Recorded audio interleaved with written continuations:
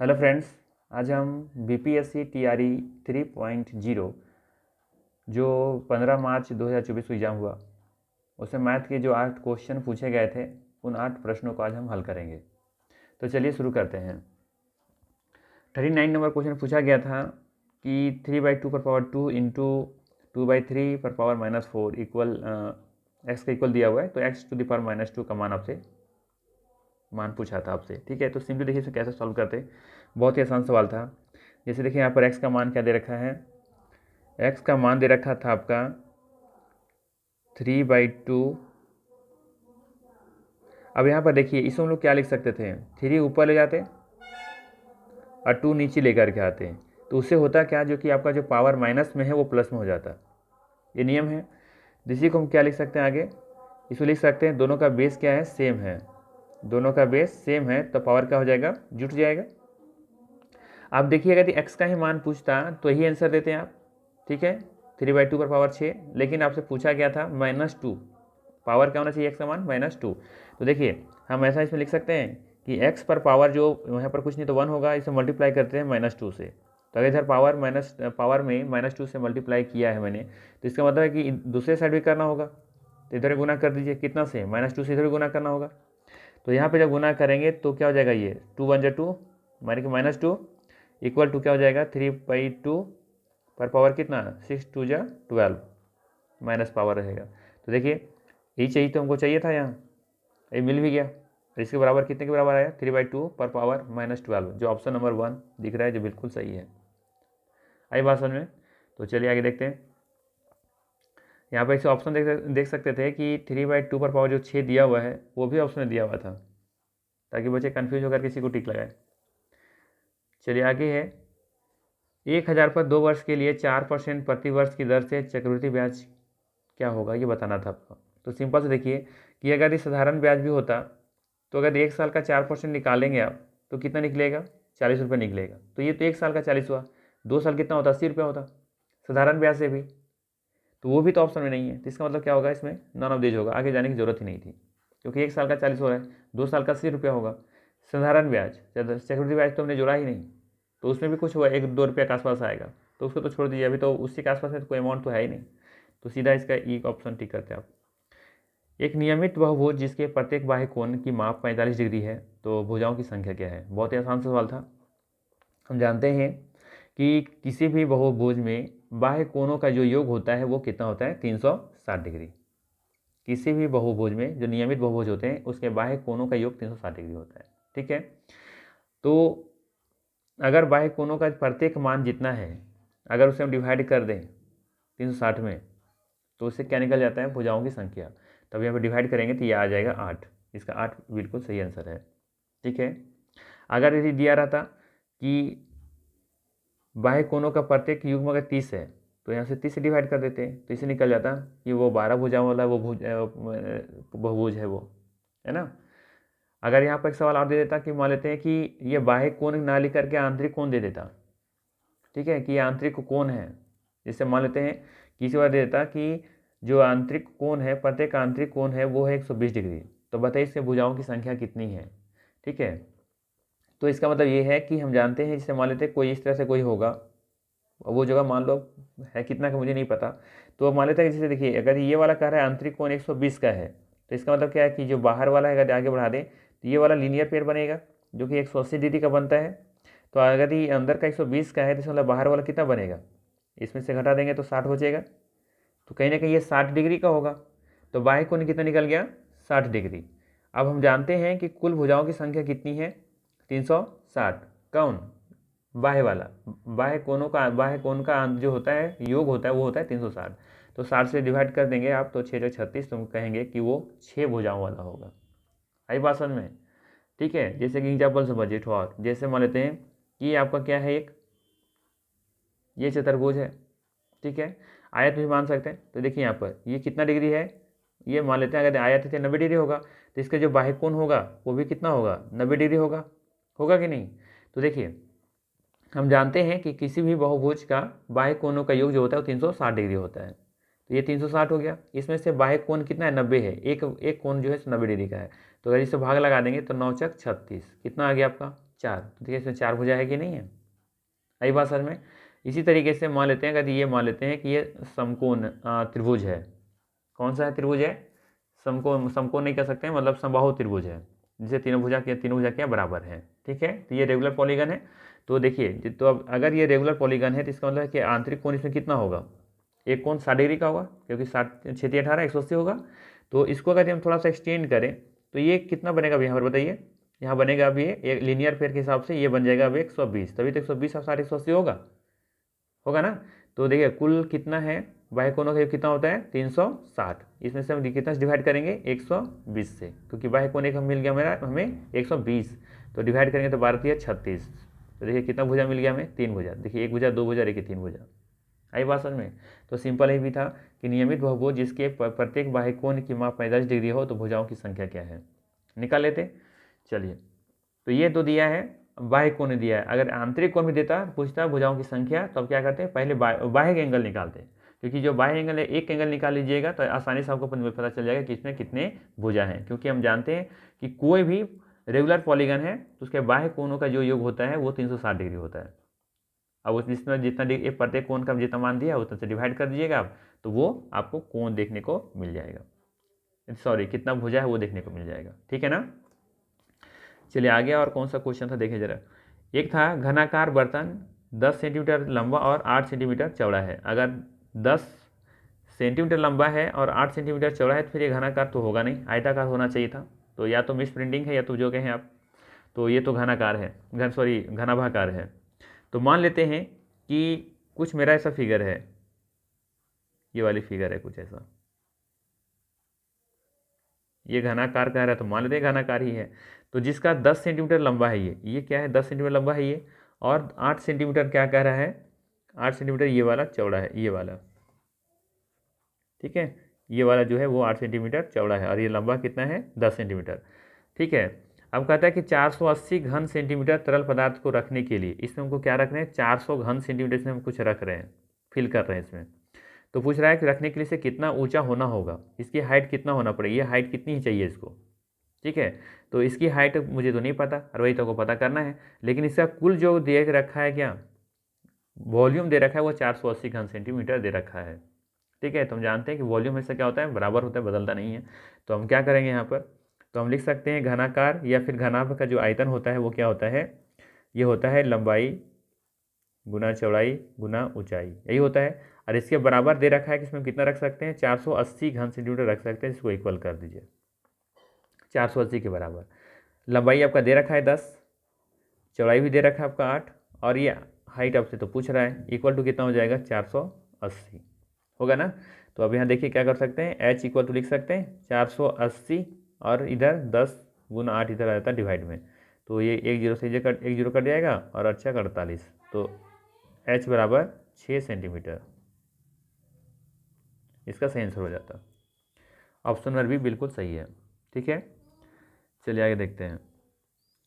43 number question पूछा गया था किसी संख्या का 4 गुना 60 से उतना ही कम है जितना कि उसका 7 गुना 61 से अधिक है, वह क्या संख्या क्या है। तो देखिए यहाँ पर हो सकता है आपको कि थोड़ा सा परेशानी देखने को मिले कि इक्वेशन कैसे बैठाएं।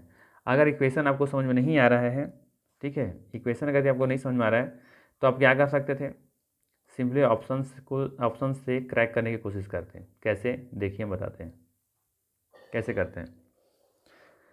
लिखा हुआ है क्या है कि किसी संख्या का 4 गुना, तो कोई संख्या देखिए वो पूछा हुआ संख्या क्या है, अगर कुछ और पूछा तो दिक्कत होता है, लेकिन पूछ दिया कि वो संख्या ही क्या है, तो संख्या कहीं ना कोई 4 गुना होगा। तो मान लेते हो संख्या का 7 का 4 गुना, तो 4 गुना 7 का कितना होता, 7 चौका 28 होता। कह रहा है कि 4 गुना 60 से उतना ही कम है, तो ये 60 से कितना कम है, तो 28 29 30 और ये 2 32, यानी कि 32 कम है, यही है ना। जितना कि उसका 7 गुना, इसका 7 गुना निकालिए 7 सत्ते 49 हो जाएगा। तो 49 7 गुना 61 से अधिक है, तो 61 से तो अधिक है ही नहीं, ये तो पहला गलत हो गया। कह रहा है कि 7 गुना जब उसका हम संख्या से करेंगे तो वो 61 से अधिक होना चाहिए, तो अधिक तो कुछ है ही नहीं यहाँ पे, तो और भी ये कम दिख रहा है, तो ये तो कभी होगा नहीं। इसको हटाइए, इसको हटाइए, ठीक है। अब आगे देखते हैं। बी नंबर वाला थोड़ा सा क्या है 32 से बड़ा इम्पॉर्टेंट है, सो 4 गुना 7 गुना करें थोड़ा सा समय लगेगा, तो इससे अच्छा हम 11 को ट्राई कर लेते हैं। क्या लिया हुआ 11 में, 11 में कहता है कि 11 का 4 गुना करें हम पहले, तो कितना होगा, 11 चौक 44, यही होगा ना। अब देखेंगे कि 60 से उतना ही कम है, तो उतना ही कम है, कितना कम है, ये 16 कम है।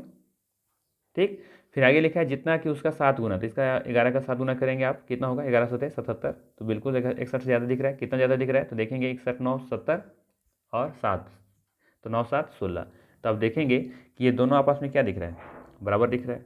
तो ये तो बोला था आपसे कि किसी संख्या का 4 गुना करें हम, तो जितना वो कम होगा, जितना कि उस संख्या का 7 गुना करने से 61 से अधिक होगा, तो वही तो दिख रहा है, बिल्कुल सही इक्वेशन बैठ रहा है।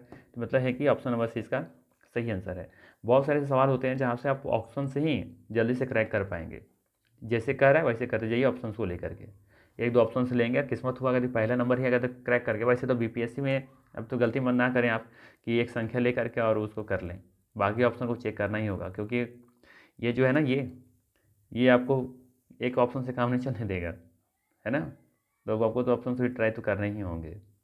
ठीक है, चलिए 44 नंबर में है कि एक आयत की चौड़ाई उसकी लंबाई की 3/4 है, यदि आयत की परिधि 546 सेंटीमीटर है तो आयत की बीमारी क्या है, ये पूछा था आपसे। तो वेरी सिंपल सा है। देखिए जैसे मान लेते हैं एक आयत है कुछ ऐसा, ठीक है, ये क्या है, कुछ आयत है। अब यहाँ से बोला है कि इसकी जो चौड़ाई है उसकी लंबाई का 3/4 है। तो अगर मान लेते हैं कि इसकी जो चौड़ाई है वो 4 है, कितनी है, 4 है, ठीक है। तो इसकी लंबाई, इसकी लंबाई कितना है, 4 है।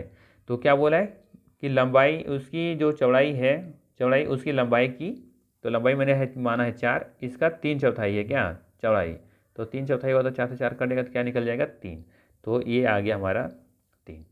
तो हम कह सकते हैं कि जो इसकी जो लंबाई है, जो चौड़ाई का जो अनुपात होगा वो कितना अनुपात में होगा, 4:3 में होगा। अगर ये 4 है तो ये 3 होगा, है ना। अब यहाँ से देखें कि कहीं ना कहीं अगर ऐसा है तो ये 4 से ये डिवाइड नहीं हो रहा है तो ये नहीं होगा, ये डिवाइड 4 तिया 12 4 36, ये तो कट रहा है, ठीक है। तो फिर 3 से ये कटना चाहिए, तो 3 तिया 9, ये तो कट ही नहीं रहा है। इस बार फिर आप देखेंगे ये 4 से भी नहीं कट रहा है, और तो फिर ये तो भी नहीं होगा। तो ऑप्शन नंबर कहीं ना कहीं इसका आंसर कौन सा आएगा, ई आएगा। बस इतनी से हमें पता चल गया, लेकिन कैसे, देखिए ज़रा। देखिए आयत का परिमाप क्या होता है, 2 इंटू लंबाई प्लस चौड़ाई, यही होता है। और इसके इक्वल क्या दे रखा है आपका कि इसका जो आयत की जो परिधि है, यानी जो परिमाप है वो कितना है, 546 है। ठीक, अब यहाँ पर देखेंगे आप, तो इसको मान लेते हैं कि ये 4x होगा और ये 3x होगा, ठीक है। तो ये क्या हो जाएगा, 2 इंटू ये 4x और ये 3x, टोटल जोड़ेंगे कितना हो जाएगा, 7x इक्वल टू कितना, 546। ठीक, तो ये कितना हो जाएगा, 7 दूनी 14, 7 दूनी 14, x बराबर कितना हो जाएगा, 546, ठीक है ना।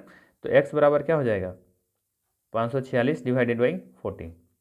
ठीक, अब इसको देखिए काट करके, तो ये कट जाएगा मेरा 14 तिया 42 और 8 4 12, 14 26 है, 39 आ रहा है क्या, 14 तिया 42 8 4 12 14 9 26 126, हाँ ठीक है।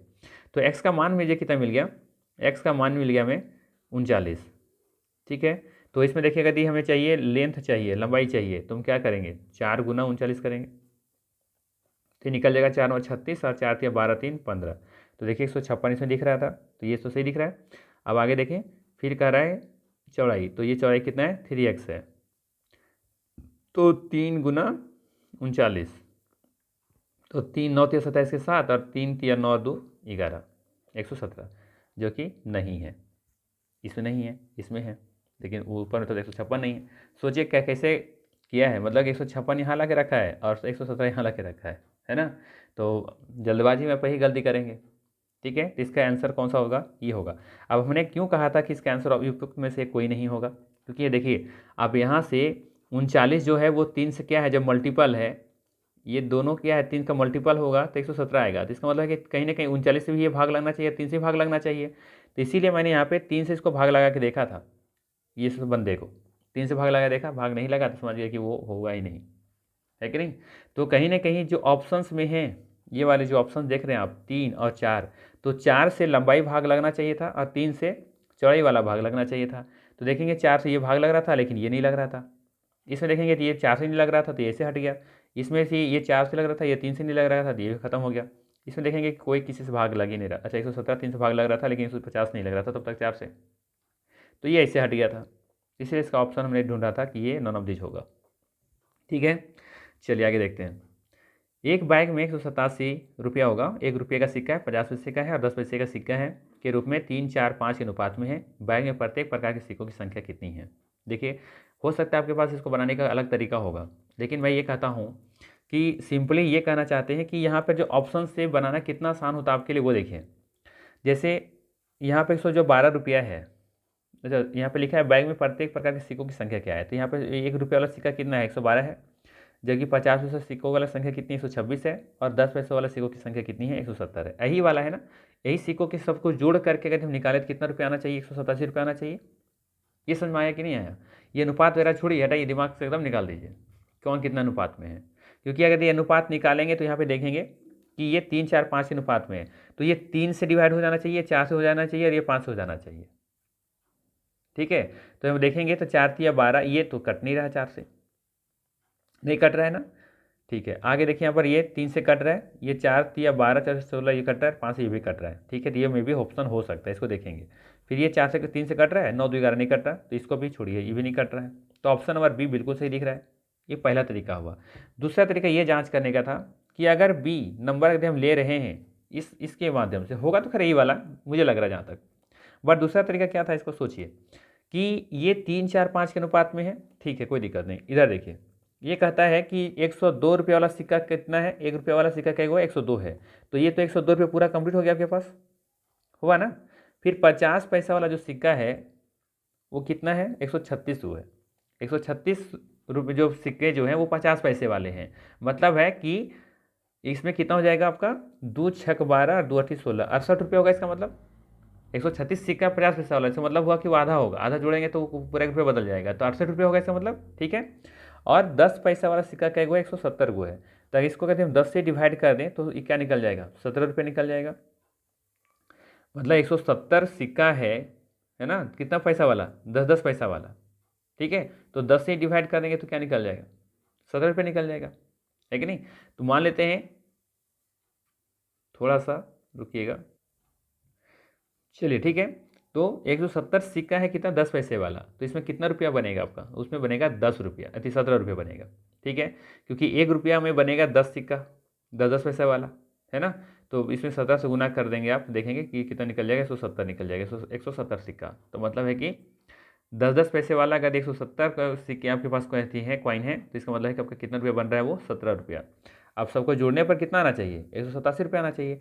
तो 8 से 15 2 17 के 7 6 1 7 और 1 8 और 1 का 1, 187 रुपया, जो कि बिल्कुल सही आ रहा है। तो इसका मतलब कि करेक्ट आंसर कौन सा हो जाएगा, बी नंबर। तो 2 3 तरीके थे। एक तो पहला आप तो अनुपात से देख लेते कि कौन 3 4 5 से डिवाइड हो रहा है ना, क्रम से। ये 3 से डिवाइड होना चाहिए था, 4 से, ये 5 से, जो हो रहा था उसको फिर आप क्या करते, या फिर अगर इसको नहीं करते ना तो ये वाला करते, तो आसानी से फिर बाकी करने की जरूरत ही नहीं होती कि किस में 187 रुपये आपका आ रहा है। जैसे फर्स्ट वाला ऑप्शन देखिए, जैसे 112 है, 112 का आधा कीजिएगा तो 112 तो है, सिक्का 1 रुपये वाला है तो 112 रुपये हो जाएगा। 126 रुपये है तो ये 50 पैसा वाला उतना सिक्का है, तो उसको आधा करेंगे कितना हो जाएगा, 2 6 12 और 2 8 16, 2 6 12 2 3 6, सॉरी 2 6 12 2 3 6, 63 रुपया बनेगा यहाँ। और 170 रुपये यहाँ पर, तो इसमें कितना बन जाएगा, 17 रुपये बन जाएगा। अब ये तीनों को जोड़िए, तो 7 3 10 2 12 रुपया, 6 7 1 8 और 1 9 और ये 192 रुपया। 192 तो है नहीं आपके पास, 187 रुपये ही है। आई बात समझ में। तो ये तो ऑप्शन से बहुत ही आसान हो गए थे। देखिए यहाँ पर आगे है, आधे वृत्त की त्रिज्या 40% बढ़ा दी गई है तो उसका क्षेत्रफल कितना बढ़ जाएगा। ठीक है, तो इसका एक ट्रिक था आपके पास, क्या ट्रिक था, 40 प्लस 40 गुना 40 डिवाइडेड बाई 100, तो 1 0 से 1 0 और 1 0 से 1 0, तो ये हो जाएगा 40 40 80 और 4 4 16 equal to 96%, option number B. ठीक है, देखिए अगर मान लेते आपके पास ये ट्रिक नहीं पता होता तो बेसिक क्या बनाते कि जैसे मान लेते हैं कि पहला जो आर का मान है वो हम ले लेते हैं 100, कितना ले लेते हैं, 100 ले लेते हैं। अब क्या लिखा हुआ है कि त्रिज्या 40% बढ़ा दी गई है, तो त्रिज्या जब 40% बढ़ा देंगे तो कितना हो जाएगा, अब कितना हो जाएगा, ये 140 हो जाएगा, यही होगा ना। तो इसका मतलब ये हुआ कि अब हम फार्मूला पर बढ़ा लेते हैं, पाई आर स्क्वायर, इधर है पाई आर स्क्वायर, तो पाई से पाई तो दोनों तरफ तो कोई मतलब ही इशू आएगा नहीं, आएगा किससे, फर्क किससे पड़ेगा, सिर्फ आर स्क्वायर से बढ़ेगा। तो यहाँ पर देखिए आर का मान कितना है, 100 गुना 100। तो इसका क्षेत्रफल मान लेते हैं कितना आ जाएगा, कितना जीरो हो जाएगा इस पर, 4 जीरो।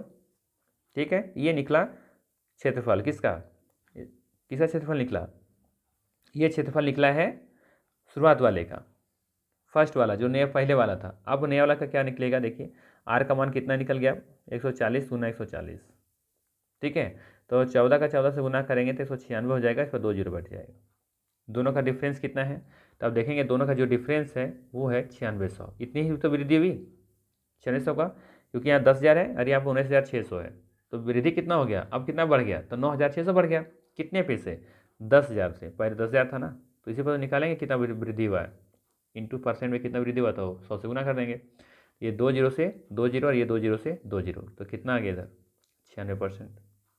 ये दूसरा तरीका था, लेकिन इतना लॉन्ग करने की जरूरत नहीं थी, सिंपल था, आपको ये ट्रिक याद रखना चाहिए था सब में। ठीक है, चलिए और कौन सा क्वेश्चन बचा, लगता है सारा क्वेश्चन मैंने सॉल्व कर लिया है। ठीक है, तो इतने क्वेश्चन थे, 2 3 4 5 5 और एक ये 6 6 7 7 और एक ये 8। हाँ ठीक है, तो ये थे 8 क्वेश्चन। ठीक है, कैसा लगा वीडियो, कैसा लगा लाइक कीजिएगा, शेयर भी कर दीजिएगा, और नए चैनल पर नए हैं तो सब्सक्राइब भी कर लीजिएगा। ठीक है, चलिए मिलते हैं नेक्स्ट वीडियो में, थैंक यू।